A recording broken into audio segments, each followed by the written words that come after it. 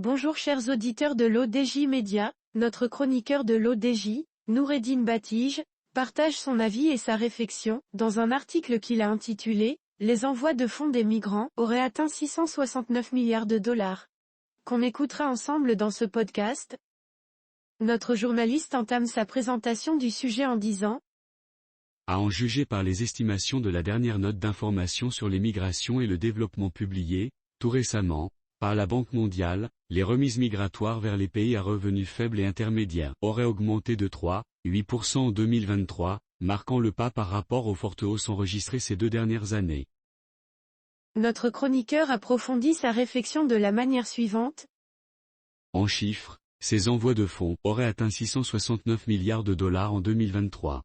Et ce, suite à la résilience des marchés du travail dans les économies avancées et les pays du Conseil de coopération du Golfe. Ce qui avait pu préserver la capacité des migrants à envoyer des fonds dans leur pays d'origine. Selon ces mêmes estimations, les États-Unis demeurent la principale source d'envoi de fonds des migrants. Et les 5 principaux pays bénéficiaires, au titre de cette année, sont l'Inde, 125 milliards de dollars, le Mexique, 67 milliards de dollars, la Chine, 50 milliards de dollars, les Philippines, 40 milliards de dollars, et l'Égypte, 24 milliards de dollars. L'auteur termine son article en ces termes. Pour 2024, la Banque mondiale alerte sur le risque d'une baisse des revenus réels des migrants en raison d'un contexte mondial marqué par l'inflation et de faibles perspectives de croissance économique.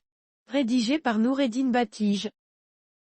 Merci d'avoir écouté ce podcast de l'ODJ Média. N'oubliez pas de vous inscrire sur notre newsletter quotidienne à partir du portail odj.ma.